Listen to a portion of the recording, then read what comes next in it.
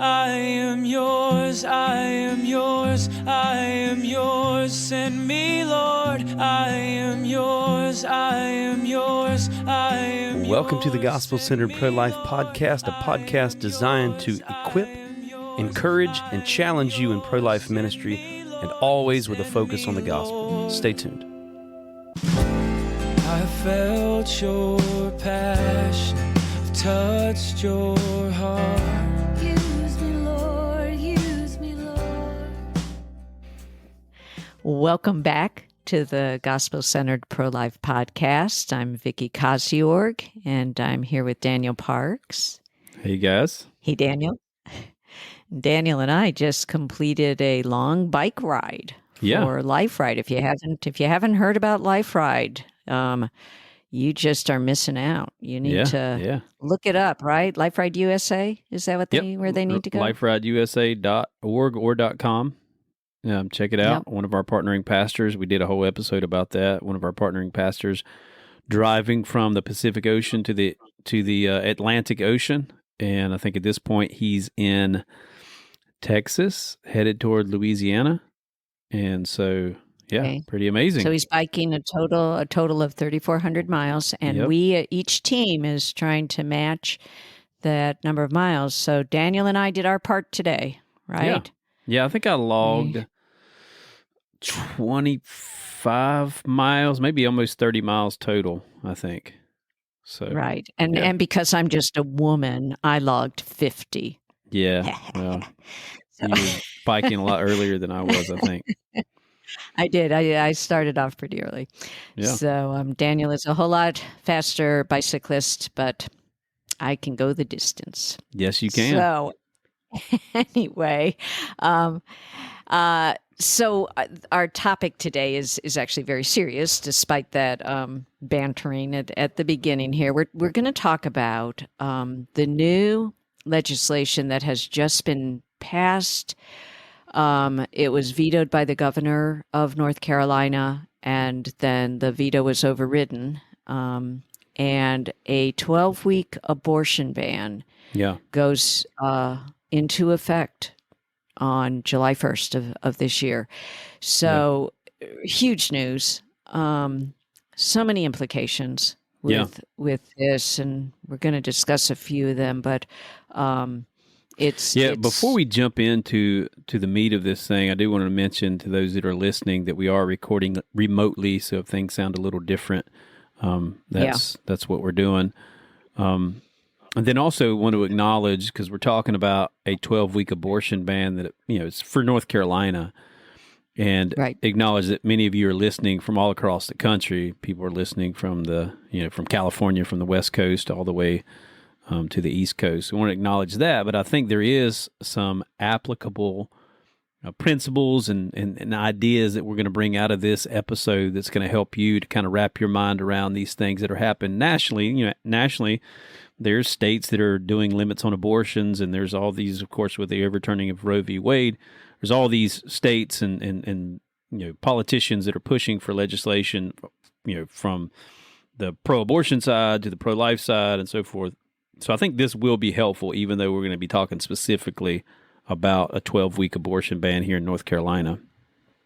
Right, and so as varying states start to deal with this sort of legislation, which they all are on one level or will, there are some general principles about how we can respond and what to look for as sidewalk counselors specifically, and that's the thrust of this article. Yeah. But, before we get too far into it, I will say while this bill was being discussed and before it was officially passed, and even now, it always raises up the ongoing battle between the abolitionist, so-called abolitionist, and the incrementalist in terms of abortion legislation. And it always concerns me because really from both sides, I will often see them challenging the integrity and the Christianity of the people that are kind of coming from a different perspective. Yeah. And I really would just urge everyone to guard against that kind of language. I know very, very good people that I deeply respect and love on both sides of this that would I think most of the pro-life people I know would consider themselves at heart abolitionists. But the process by which they believe abolition of abortion is going to come about is through incremental measures. They believe they're being realist. And the abolitionists just believe it in, correct me if I'm wrong, but it's basically all or none. Abortion is murder. We must just absolutely always operate from that standpoint. And therefore, legislation that restricts abortion is immoral. That's what their position would be. And I don't disagree with that. But I do. I mean, I think the issue becomes when you start pointing the finger, and of course, again, the issue becomes when you start saying your stance is immoral, ungodly, unbiblical, or whatever, without any qualifier and without any room for grace and room for misunderstanding. And so, I think on both ends, and we did podcast episodes about this. Some probably years ago that we talked about incrementalism in the Bible and immediatism in the Bible, because that's kind of the two camps, incrementalists and immediatists. The incrementalists are those who think that we should take incremental steps, limiting abortion until ultimately we end it. And then the immediatists saying that we make no compromise. We say abortion is murder, and if we don't end it, then we're not compromising and taking incremental steps to it. And there's a lot more to it than that. But anyway, we've done episodes about it. And I'll just be honest with you guys. I try as best I can to stay away from all the political stuff because it's a convoluted cacophony of poppycock. Okay? Okay, that was a great phrase. Yes, it's a convoluted cacophony of poppycock. There is so much nuance. There is so much within these bills. There's so much that comes with politics, and they say politics is the art of compromise, and that can be true. Yeah. And so it just becomes a mess, and it becomes people fighting over, you didn't support my legislation, you should support this, and then of course you look at the legislation and there's holes in that, and there's so many like little loopholes and so many little footnotes and so many little earmarks and stuff that can happen with legislation that I'm like, man, I don't have enough time and energy to try to figure all that stuff out. Abortion's murder. We should end it. That's pretty much where I stand. Yeah. And do it our best to do so, as much as it depends on us. Yeah. That's kind of where I stand as well. So the way that we have an article that accompanies this, I think it would be really beneficial for you all, especially if you're from North Carolina. The bill itself, I have read the whole bill. It's 49 pages. It's actually not terribly dull reading. Because they also show where the language has changed and reminds me why I will never want to be a politician. Yeah. Is it a convoluted cacophony of poppycock? It is. I mean, every word. You have to be so careful with every word. They have to define every word because the opposition will find it as a loophole if you don't. So that's why these bills are so long and so hard to read. But what we've done in the article is we've broken it down into the top 16 bullet points of what the bill provides for. Yeah. And then we've talked about the key takeaways for us as sidewalk counselors. And like you said earlier, I do believe that this can be very much generalized. The principles that we're going to talk about can be generalized for wherever you are serving. I will say that in North Carolina, which is a mecca for abortion, it is a destination place for abortions. Yeah. They have billboards up at our borders that say abortion is still legal in North Carolina. So it is definitely going to affect the huge influx of abortion traffic that we have seen since Roe v. Wade was overturned. Well, let me say that, and let me springboard off of that, because I was actually talking to a brother the other day. Love the brother. this is not really against him. But he was talking about, so he would be in the immediatist camp, right?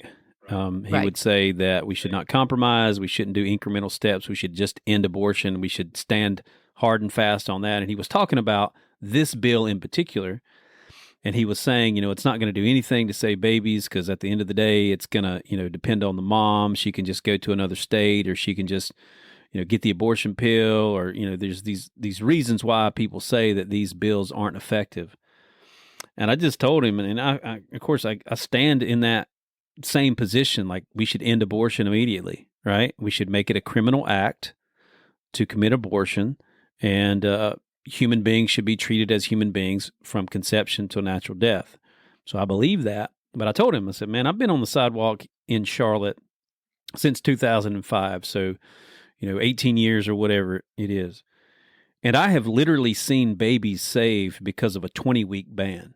Like, I have seen the abortion clinic. Now, again, we got to trust that the abortion clinic is going to do the right thing. But anytime a law is passed, people say you can't legislate morality. Well, that's what legislation does, right? That's most legislation legislates morality. And when a law is passed and it brings in this component of fear, whether it's for the abortion clinic or for the mother, and it brings in this, this doubt of whether or not what they're doing is right, and there's going to be consequences for what they're doing, it does bring a certain level of accountability.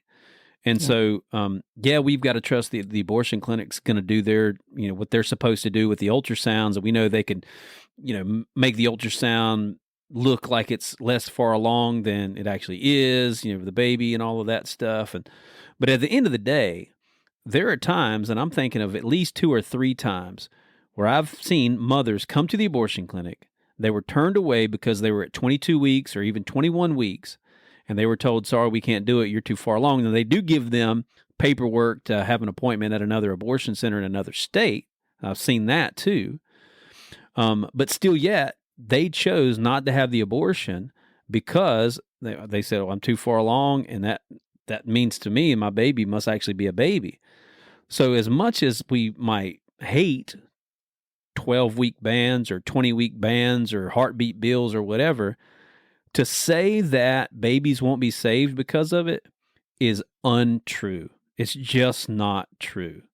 I agree. I shared that with this brother very graciously, and he received it well. It's just a reality. You can talk about incremental steps being immoral, and there's a lot of reasons for that. I don't think we have time to get into that for this podcast. Maybe we'll have somebody on that can be. We actually did. We had Carl Turnmeyer on. It's been over a year ago, where he talked about incrementalism and immediatism. So you guys can go back and listen to that.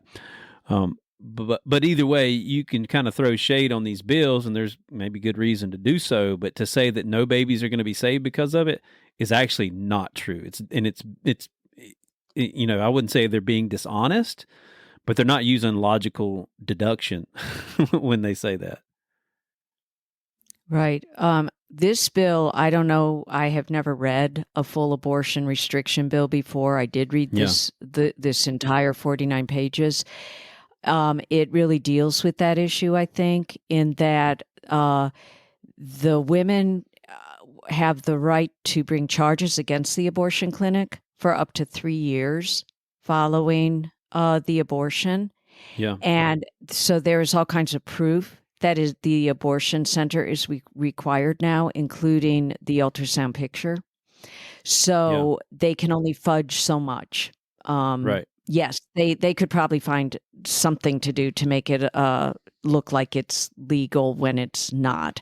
But I did feel reading through this that it's going to be harder for them to do that. And now that there is legal recourse for moms, if they feel in any way that any of the things outlined in this bill were not done properly, they can sue the abortion center for up to 3 years after it, and even longer, I believe, if it was for a minor, up to 3 years after the minor turns 18. That's in the bill. So let me springboard off of that and just help you guys understand what some of the hangups are for people who would be on our side, but they're not happy with a 12-week ban.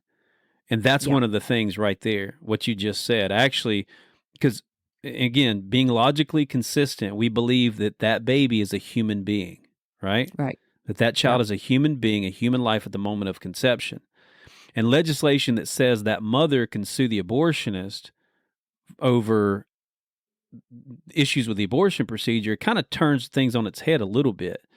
It'd be like, a mother, because at the end of the day, the mother is the main one that's culpable. And so what we're doing is we're holding the abortionist accountable, who should be held accountable, but we're not holding the one who's actually in the driver's seat accountable, the mother.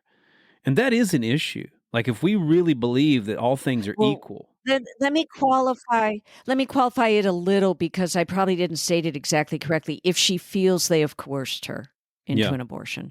So in that sense, she's not always, I mean, yes, she could say no, but sometimes the coercion is death of a family member if it's a sexual trafficking kind of thing. She is in some cases, she is in a really difficult position. Sure. Yeah. So yeah, but again, just to reiterate what I'm saying here, these bills oftentimes, and this is one of the hangups with bills like this, heartbeat bills and others, is they don't actually hold the person accountable who's really in the driver's seat. They don't hold the mothers accountable. And if we believe that life begins at conception, and we believe that a 12-week-old is just as valuable as a 24-month-old, and a mother, if there was a place that killed 24-month-olds, she could walk her toddler into a place to kill that child, we'd certainly want that place to be held accountable, but we would also want her to be held accountable. Yeah. And this is where these things fall short. Yeah. And so, and I'm not saying that I have the perfect solution to sort through all of that, because to imagine that it's just as cut and dry and easy as that she needs to be prosecuted or whatever is actually not, it's actually not as black and white as that, because there is a lot of societal pressure and confusion and all of this that surrounds, her baby and her situation, all that. So I'm not saying that I have super high amount of clarity on that. I'm just saying this is one of the things that causes concerns for the people who would be on the immediatist side, is that the mother's not being held accountable. Mm-hmm. And they will say that the only way we're ever going to see abortion come to an end in a state and in the United States is if we hold all parties accountable who destroy innocent human lives. So that's one of the main issues. And I think what this bill tries to do is provide every opportunity to educate the mother so that she truly is making a decision that is not based on lies from the abortion industry. Yeah. And I would say that people are lied to by the abortion industry. So in defense of someone who is in support of this bill and bills of that type, I do think that women are often deceived by the abortion industry.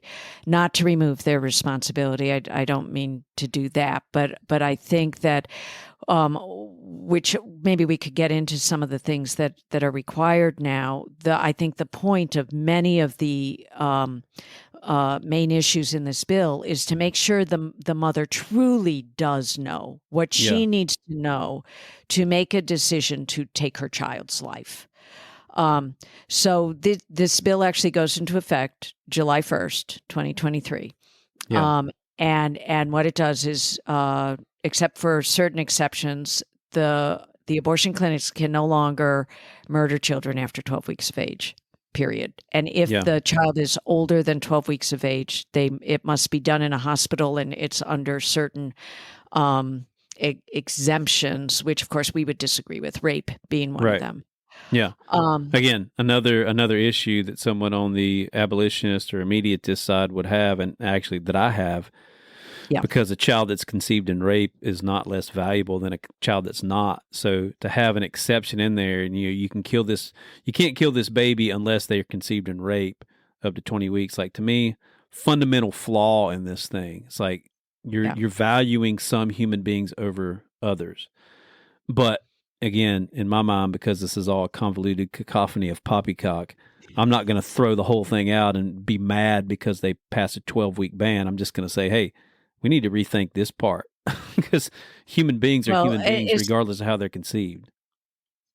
and it's not even only the method by which they're conceived, which, here we're talking about rape, but before 20 weeks, it's okay to kill the baby conceived in rape, but after Yeah. 20 weeks, it's not. And Right. again, that just is just so illogical. Yeah, it doesn't make The logical baby's a sense. baby. Right. So, but on the flip nonetheless, that's what side, it is. on And the flip side, just so people Right. understand, Right. there's reasons why they put this in there. I mean, because from the abolitionist side, there's accusations like, well, they don't care about babies that are conceived in rape, and it's really not that. Most of the time, when exceptions like this are put in, they're put in because they want to try to do everything they can to keep some judge from striking the bill down and calling it unconstitutional. So they're doing all of this stuff, not most of the time, not because of ill motives, because they don't really care about babies that are conceived in rape or babies that, are, before 12 weeks. They do care about those. But in their thinking, they want to do something that's solid that won't get struck down by some judge and won't be in constant litigation.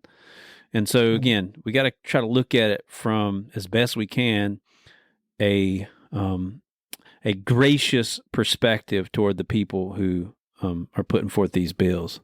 Right. So the mom, there's always been a requirement in North Carolina, at least in recent years, that she have a consultation, be counseled 72 hours prior to the abortion. Only, of course, by the abortion center, not by the pro-life people. But now it must be in person. Before, it could be by telephone. This will definitely limit out-of-state abortions because it has to be 72 hours in person before the abortion. Few people are going to want to spend 2 more nights of hotel cost to travel to have the consultation and then, and then have the abortion 72 hours later. So that will definitely limit, I think, in out-of-state traffic. The mom also must be allowed to see the ultrasound and hear the baby's heart. And that must be 4 hours prior to the abortion. So that's not something they can do at the consultation. That's going to be something they have to do the day of the abortion. So there's going to be this now. It says 4 hours prior to the abortion. Therefore, there's an increased wait time. Yeah. There is increased opportunity for us to reach the moms, for us to speak into this. And what I would advise people throughout the nation is I never knew that there were ever restrictions like this, and to check the bills in your state, because it would be important to know that. How long before the abortion do they have to, if at all, do they have to see the ultrasound and hear the heartbeat? Now, it only says that they must allow the mother. My guess is the mother is allowed to say no as well. So it's that the mother is not being forced to see the ultrasound. Yeah. I thought this was interesting. They must allow the mother to see her child's remains after they are killed. After the baby is killed. Yeah, it's a unique part. It is. It's from a God perspective, I think it is where true repentance might happen. Yeah. In those who have killed the baby. And I don't know if that's why that was put into the bill. It would certainly prevent, I would suspect, repeat abortions. If the mom agreed, again, it has to be allowed. It does not. It's not required that the mom look at the baby's remains. What it does prove, though, is that the baby is dead, because it is now a criminal offense. If the baby is born alive, the abortionist must do everything possible to save that child's life. Yeah. And so if the mother is allowed to see the remains and the baby is still got a beating heart and is still squirming, whatever, that abortionist can't stab the baby or put it in the freezer or the other gruesome things that we know happen to babies born alive in a botched abortion. They must schedule a follow-up visit 7 to 14 days after the abortion. Again, very important, because that means we're given another opportunity to speak to the moms when they come back following the abortion. That is the current law, is that they a follow-up visit is allowed. I think the language is a little bit more direct that it must be scheduled. Okay. Whether the mom wants it or not, they have to schedule it. I guess the mom could still end up not coming, but they must schedule Right. it. Okay. The moms have the right to bring charges against the abortion clinic if she feels they have coerced her into an abortion up to 3 years after the fact. And if she was a minor, she has up to 3 years after she turns 18. Okay. And I do think this is, I like this part of the bill because I do think that there coercion occurs, and what the statistic is very high. And so I think this might give an abortionist pause. Yeah. We know that there are talking women into abortions who are on the fence. And I think this portion of the law might be something that would reduce that. So, I think so. Money is allocated for resources to help the vulnerable moms. So here goes into the next section of the bill, and which, as I was reading through it, I was thinking, okay, this in my mind models what love life philosophy is. Not only do you try to encourage women through education, through our 3 main talking points, not to have the abortion, but then you offer tangible help. And that's what the next section of the bill goes into, that they are allocating money for resources to help the vulnerable moms. And during the counseling, this is new, the mother must be informed of the following help available should she choose to keep her baby. I think this is great because they're doing our work for us then. All right. So the benefits may be available for prenatal care, birth, and neonatal care. There will be Medicaid and other state or federal assistance available. This one is important. The father is liable to support the child, no matter where he stands regarding the abortion or not abortion. He is held liable to help support the child. A statement that there are alternatives to abortion and information on those programs can be found on a DHHS, Department of Health and Human Services website. So this is, I think, really important. This all must be stated in the counseling, so they know that there's help available. There are alternatives available. Some examples of the specific help: state employees and teachers are given 8 weeks paid maternity leave. Huge, because the loss of income during maternity leave is such an important issue for people on the fringe financially. Right. Increased subsidies for childcare. There are criminal provisions and punishments for assaults on pregnant women, and misdemeanor crimes of domestic violence will be created. This kind of floors me. Apparently, from what I read, unless I misunderstood, it is not a criminal punishment, at least to the level it is with this bill, if there is an assault on a pregnant woman. Right. And that those will be increased.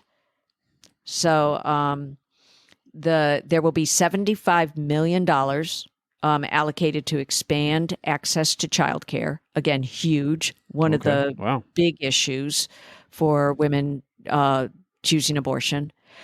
Over $16 million, including federal matching funds to reduce infant and maternal mortality, which obviously would mean that there must be greater access to preventative healthcare sorts of issues. $20 million to pay for maternity and paternity leave as well for teachers and state employees. Nearly $59 million for foster care, kinship care, and children's homes. So if the mother decided that, okay, she's not going to abort, but she doesn't want to parent, there are also increased funds for both adoption and foster care. And kinship care. Apparently now, I don't quite again understand what the current law is, but if a grandmother said, I'll take care of your baby, I will take over, that grandmother can actually even now get foster care money, and that process is made easier. I didn't know it was ever hard, but it is, and it can be made easier through this bill. Okay. $7 million to increase access to long-lasting reversible birth control. I don't know if we would get behind that or not, depending on what birth control they're talking about. And then this is, again, major. $3 million allocated to help mothers and fathers complete community college. So helping with higher education if they, I guess whether they abort or not, I'm not sure how that. But I think again, it could. Let's jump into just kind of the key takeaways in this, because we're out of we time. can get all into all of this, and we're kind of running up to the end of this thing. So if 10% of the abortions in North Carolina are above 12 weeks, and I forget where I got that statistic, but if that is true, that means 5 to 7 babies here in Charlotte would be saved per day by this bill. Yeah. Which is significant. That's pretty significant. Absolutely. It gives more opportunities for us to minister to the moms, which is always, beneficial. That 4-hour waiting period gives them time to the 4-hour period between looking at the baby and then having the abortion. Again, major, because most women who see their ultrasound choose life. So that, I think, will increase the likelihood that mom might still choose life. A takeaway is that we might need afternoon teams because the day is going to stretch much longer. Yeah. And we all need. I'm interested to see how that actually plays out practically, but yeah. Sure. Yeah. Going to the DHHS website and finding out how these moms can most easily access these new resources would be very valuable. I have not yet done that. Nothing's up there, is my guess yet. Yeah. But it will be there. And so all of us, no matter where we're from, will need to remember that. And especially mentors and houses of refuge should be aware of that. Yeah. Because, offering help is so major and important. Sure. Yeah. So that's kind of the summary. At the end of this article, I did put a PDF link to the bill for people who would like to go ahead and slog their way through all 49 pages. Yeah. Okay. Well, cool. Well, I'm ready to wrap this up if you are, Vicki. Yeah. Okay, cool. Well, guys, take advantage of this article. We'll have it posted on sidewalks4life.com, sidewalks4life.com. You can dig into this a little deeper if you want. Again, dig into those other episodes that we talked about, the whole immediatist versus incrementalist. It can be a pretty heated debate, but at the end of the day, we need to approach all of this stuff with grace and believing the best about our brothers and sisters in the Lord. And, practically speaking, I know that babies will be saved because of this, but the danger and the trap is that we'll settle and think that this somehow is the big win, when in reality, we don't see the big win until abortion comes to an end and every human being is valued equally. And so when we see that, then there'll be a matter for rejoicing, but we'll rejoice that babies are going to be saved and that we'll have more opportunities to reach the women going into the abortion centers. So hopefully this episode was a blessing to you guys. You can reach out to me, Daniel, at lovelife.org. You reach out to her, Vicki, with a Y, at lovelife.org. Please leave us a review. Please share this podcast episode with others. And until next time, God bless. God bless you all. Give me an outlet for love. Give me an outlet for gratitude. I know it will cost me my life, but nothing's too precious since I met you.